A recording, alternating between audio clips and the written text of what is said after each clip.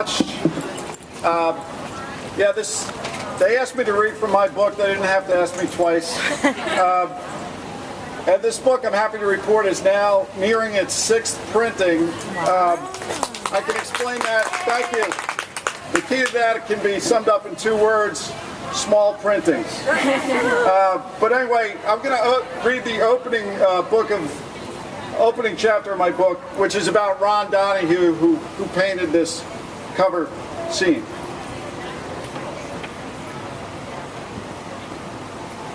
Ron Donahue is a vista collector. He paints landscapes every day from hilltops hither and yon. I should amend that. He goes out every day in Pittsburgh, every nice day in Pittsburgh, so he's out 6 or 8 times a year. As I ride shotgun in his truck from his studio in Lawrenceville to a hilltop in Reserve, the November sky is overcast. Doesn't matter. I've started to really embrace these kinds of days because it makes you feel a certain way, he says, as we cross the 40th Street Bridge. It makes you feel like you're in Pittsburgh, that's for sure. We cross the Allegheny, and soon I'm on a road I've never traveled, Logan Street in Millvale, a hill that soars higher than the scalper's markup outside Heinz Field. Pittsburgh is a painter's paradise, Donahue says. There's so much variety and texture. Soon enough, we pull over in a quiet slice of inner suburbia, Pittview Avenue.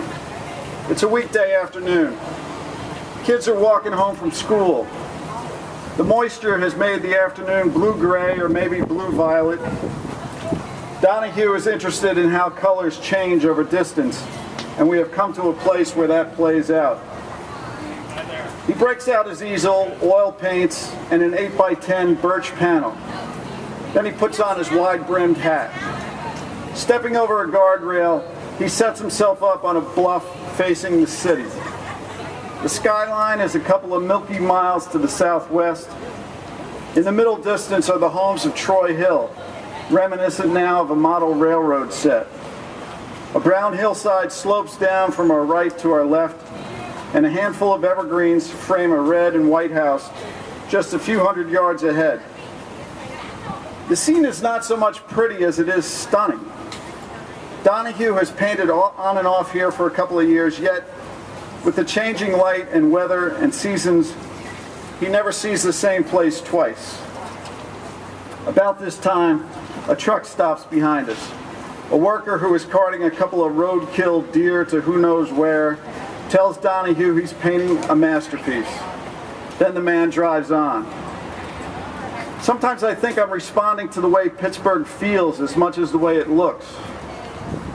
It took this country boy from Cambria County 5 or 10 years to warm up to Pittsburgh, but once he digested what the city was all about, it became his constant muse.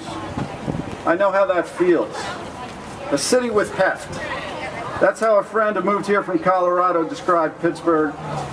You sense it as you walk the quirky downtown street grid that must have made more sense when a military surveyor sketched it out on parchment in 1784.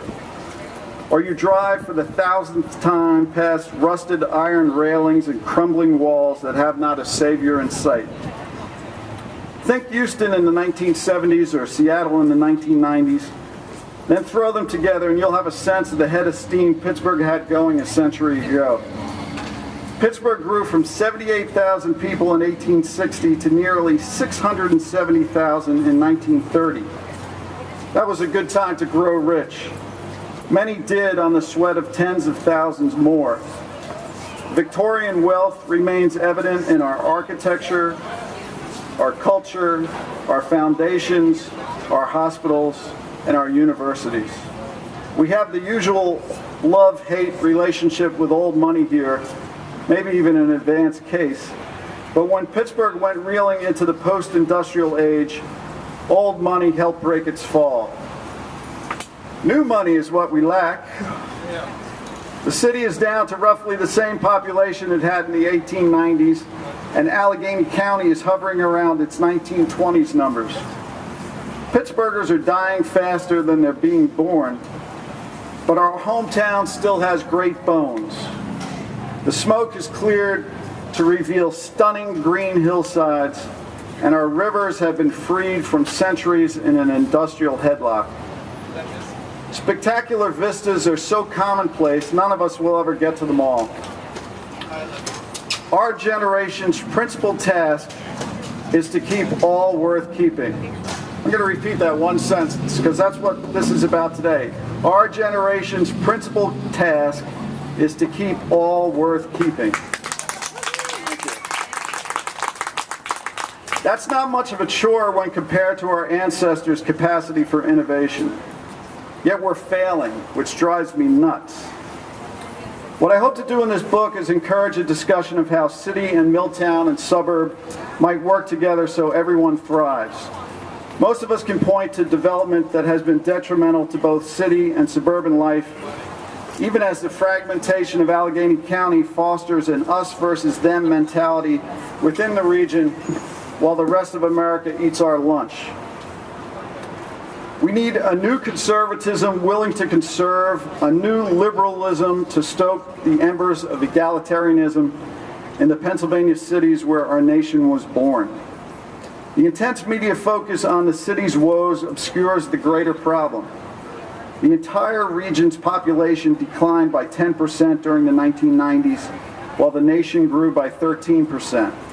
It kept shrinking in the first decade of the new century, losing more people than any metropolis other than New Orleans, which had a flood you might have read about. Yet the Places Rated Almanac has decided twice in the past 22 years that Pittsburgh is America's most livable city. Yay! Given the all too easy jokes about it also being the most leavable, what's up with this place?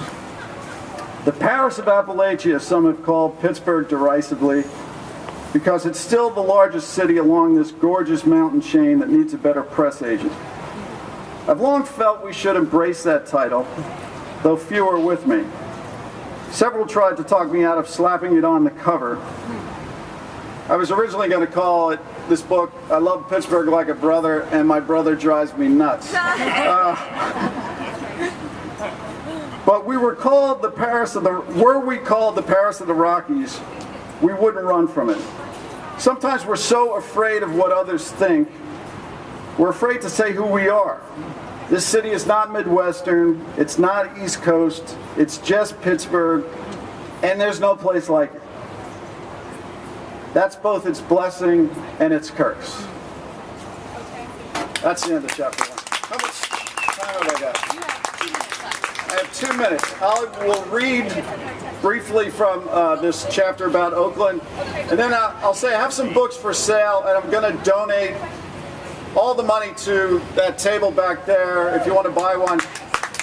It's probably a bad place to do it since it's free in there, but I want to pad my pledge list.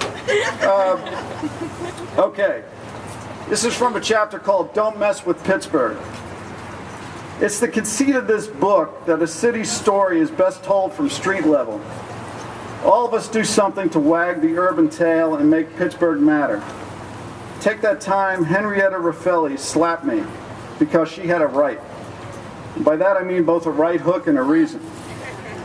Nan Horton and I were walking her South Oakland neighborhood on a warm March morning, checking the litter and graffiti, when we came upon Ms. Raffelli sweeping up the alley beside her home. She pointed her broom at a pile of beer bottles, remnants of a St. Patrick's Day Big East Championship booze fest in the student ghetto, and said, "That's a disgrace." She grew up in the neighborhood, so I asked how old she was, and that's when she reached up and gave me a playful slap on my left cheek. "Write down 82, Ms. Raffelli said. I'll knock a couple of years off." I liked her moxie, and I also liked that this is a town where that decidedly old-fashioned word fits so many people. Didn't Sophie Maslow at 73 and in her housecoat chase a pair of burglars down her apartment building stairwell when she was mayor?